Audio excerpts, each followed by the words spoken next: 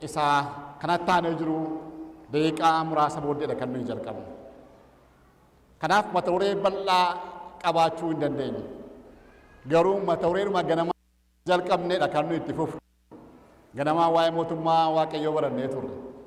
Waa'ee mootummaa Waaqayyoo isa bara baraan baranna.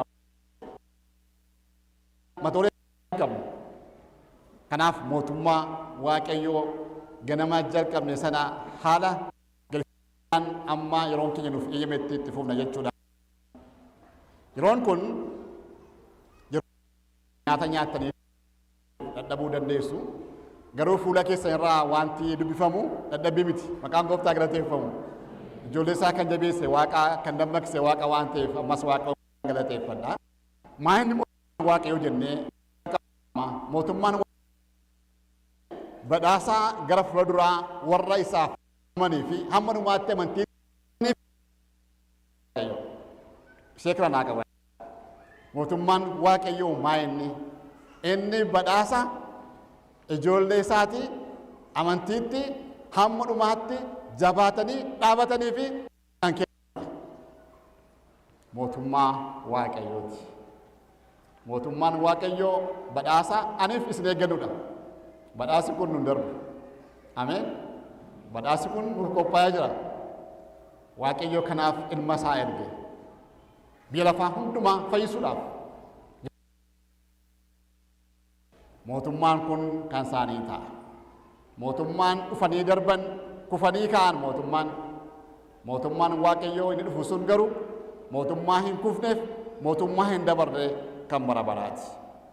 Macaafa qulqulluu keenya keessatti kakuu haaraa keessatti mootummaa Waaqayyoo si'a kakuu haaraa keessatti wangeela Maatiyos, wangeela Maarqos, wangeela Yohaannis, wangeelota arfan keessatti si'a 80 kan ta'utu mootummaa Waaqayyoo. Kakuu haaraa keessatti Waaqayyoo waan jedhu barreeffamne kallattiidhaan yoo ta'uudhaa baate alkallattiidhaan waa'ee mootummaa Waaqayyoo kakuu keessa jira jechuudhaan. Lallabaa Yohaannis Gooftaa kan bartoota kan raajota isaanii waa'ee mootummaa firoota koo waan biraan jiru wanti lallabamu. Mootummaa barbaanna mootummaa bara baraa. Mootummaa barbaanna mootummaa nagaa. Inni kakuu ati nuuf galte sun ammayyuu in tura moo ta'a kan jedhu gaaffii dargaggoota keenya kolleejjii saayinsii fayyaarraa faarfatanii ture. Yommuu isaan faarfatan dhugaadhumaan mimmaan koo baay'ee qabaan ture. Garuu narka baba'aa ture. Yoo yaadan caqasan ta'e dubbichi dhugaadhumaan baay'ee keenyaaf hawwii ta'e kana caalaa ture jennaan caalaatti akka miidhamnu yaaddoof gungummiin hundumtuu itti fufu boqonnaas akka hin arganne kan ibsu ture. Firoottan kun boqonnaa hin qabu ani biise. Yeroon isin argu baay'ee baga jiraatanii har'a geessan akkaataa jiraatanii har'a geessan akka hin turre baay'een keenya har'a geenye jennee hin yaadne. Seexanni jabaatee hojjetee jira. Lubbuu ilmaan namootaa lafa kaa utuu isaan qalbii jijjiirratin utuu isaan hin qophaa'in lafa kaarraa isaan duguguu barbaada. Sagantaa dargaggootaa baay'een utuu Kiristoosin hin fudhatin gara boollaa kan naqaa jiran. Tokkoon utuu hin taane baay'inaan dacha'anii lakkoofsa hin qaban. Dargaggoota baga jiraatanii har'a geessan. Inni irraan isin ga'e maqaa Waaqayyootti ammas hin dabartanii jiraattu waan ta'eef. Kanaaf mootummaan Waaqayyoo bara bakka itti Yesuus bara baraan mo'ee jiraatudha. Waaqayyoo mootummaa bara baraa fi bakka itti Yesuus bara baraan guutummaa guutuutti mo'ee jiraatudha. Mootummaan Waaqayyoo akkaataa kanaan ibsama waan ta'eef. Kan salphaa ta'een mootummaa Waaqayyoo ammas yommuu ibsinu mootummaa Waaqayyoo hubachuudhaaf karaan salphaa ta'e naannoo Yesuus mootii ta'ee itti bulchuu fi aangoon Waaqayyoo olaanaa ta'ee mul'atuudha. Hubadhaa aangoon waaqayyoo olaanaa ta'ee kan itti mul'atu akkasiiti. Naannoo sana jechuudha. Kiristoos gooftaa akka aangoon waaqayyoo immoo guutummaatti hojjeta. Har'a wantoonni baay'een lafa kana irratti edda cubbuun galee asitti aangoon waaqayyoo guutummaa guutuutti akka inni mul'anneef kan baay'een jira. Maqaan gooftaa galateeffamu gufuuwwaniif danqaan sun guutummaatti hin ka'a. Aangoon waaqayyoo guutummaatti hojjeta. Mootummaan waaqayyoo hin diriira. Bakka hundumaa golee hundumaa ga'a. Akkaataa kan ilaalla. Ammas yommuu ilaallu gartokkeen yookaan paarsaalee kan jennu jireenyaa fi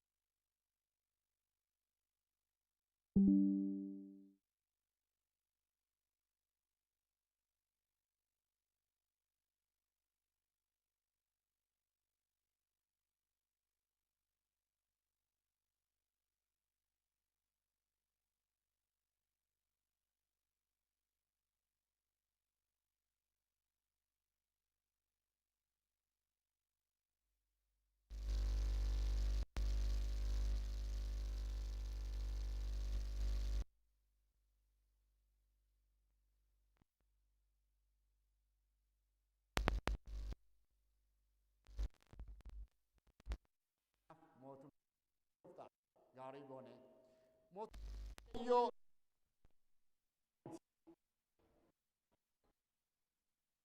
nam tokke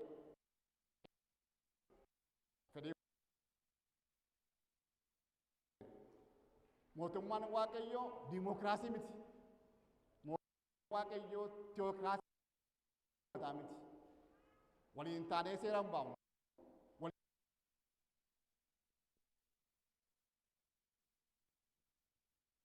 Baasuu hin dandeenyu. Isa waaqoo jedhe. Ameen. inni waaqa jedhe haa ta'u ammas bara bara. Kanaaf mootummaan waaqayyoo akkas. Yoo isaa wajjin walii galtanii mootummaan sun kan isaati kan bulchu isadha koreen barbaadu. Kanaaf fedha nam tokko fedha waaqayyoo duwwaadha kan raawwatu mootummaa waaqayyoo keessatti. Fedhii waaqaa raawwatamu waaqayyoo raawwatamu jennume na jedhame fedhii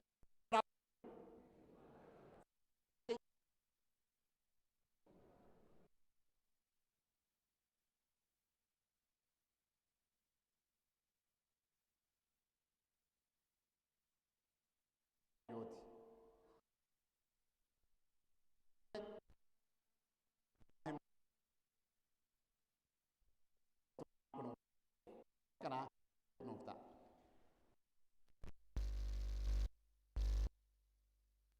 Dubbifattanii hin beenneen ilaaltu. Qonnaa 13 lakkoofsa afurii kaasee amma 40 kan jirudha. Qonnaa 13 lakkoofsa 44 kaasee amma 40 kan jiru. Nan dubbisa warri macaafa qulqulluu hin qabne gaarii goona caqasaa. Mootummaan waaqaa qabeenyaa lafa qotiisaa keessa dhokkome fakkaata. Namni tokko qabeenyaa kana argee deebisee erga dhoksee booddee gammachuu irraan kan ka'e dhaqee waan qabu hundumaa gurguree lafa qotiisa sanaa bitee jedha. Daboo wayii waan dhaqee duri warri keenya maal godhu warri hangoota qabanii daboo waliif yaa'u. Maasiin isaanii bal'aa yoo ta'e gindii isaaniif qambarrii isaanii fudhatanii sangaa isaanii ooffatanii daboo dhaqu. Yookaan immoo hojii maabaraa jedhu dur baay'een keessan beektu.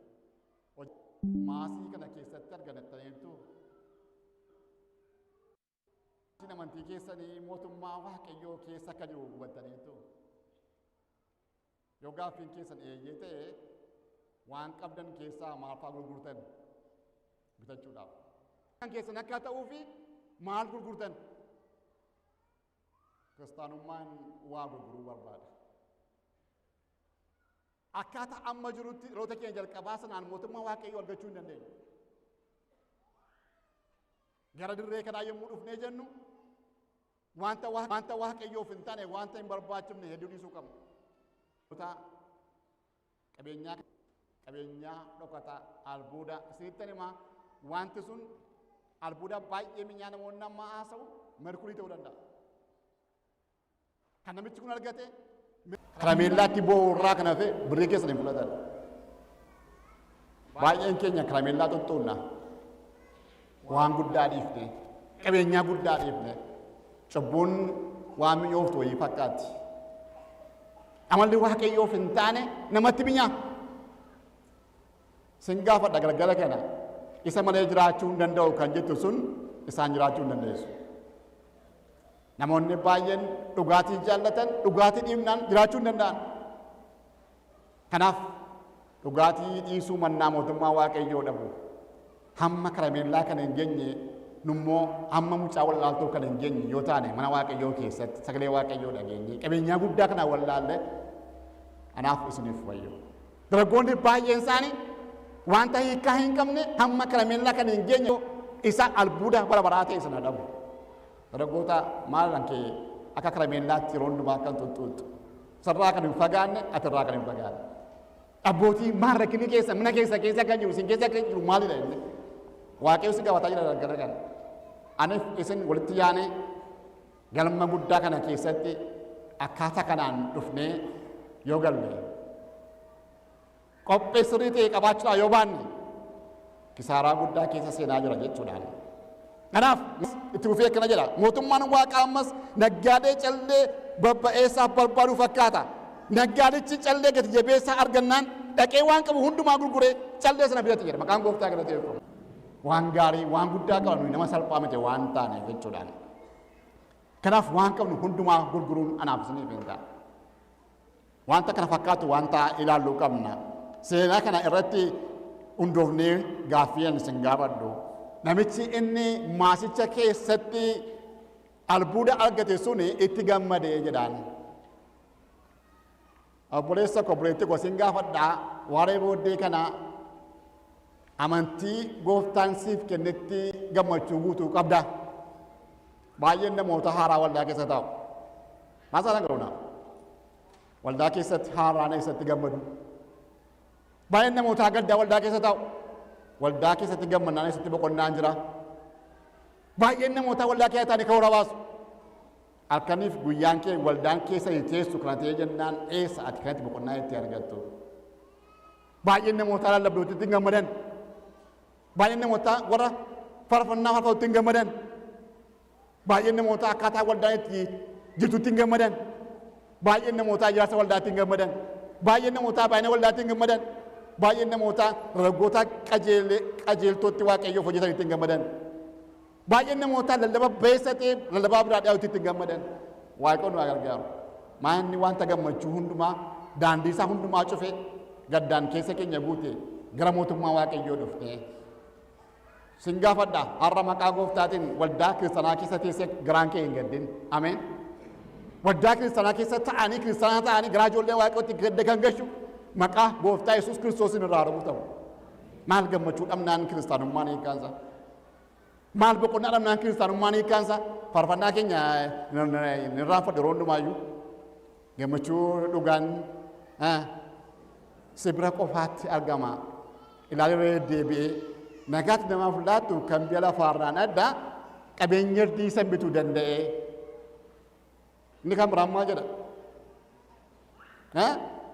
Warri kan biraan har'a jiraata boriif yaadda'u kiristaanni garuu du'atti adeemaa gammada. Du'a jiraan fuuldura warri du'atti adeeman iyyuu hin gammadan waan ta'eef maaltu gammachuu keenya dura hate anaaf sin dura. Akkaataan itti waan baay'ee ibsinu rakkina qaba. Kiristaanummaan kan gaddaan guute miti gammachuu kan qabu irraa kana fi tokkoffaan kana har'a yoo xinnaate sin gaafadha kiristaanummaa keetti gammadi. Gooftaa argachuu keetti gammadi. Qabeenyaa guddaa argachuu keetti gammadi.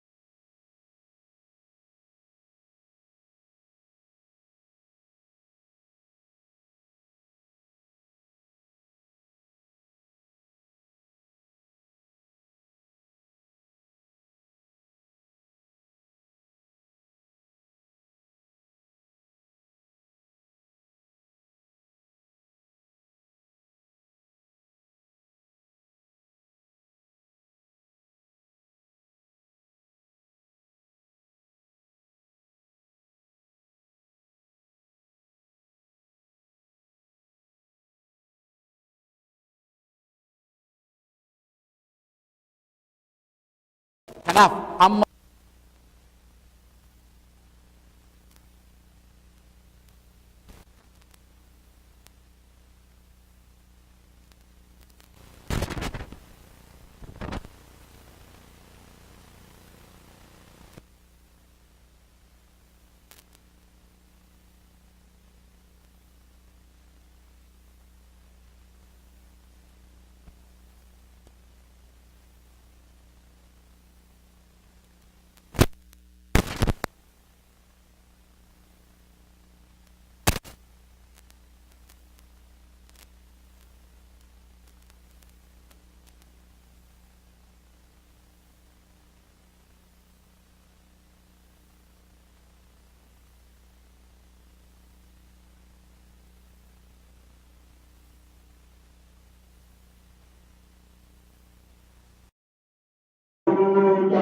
Mana Chan?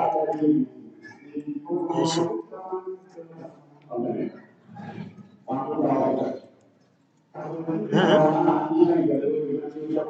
Ah, kapten bini mata, kapten bini gaba. Ah, ya gaba. Ada beda din sih ya gaba.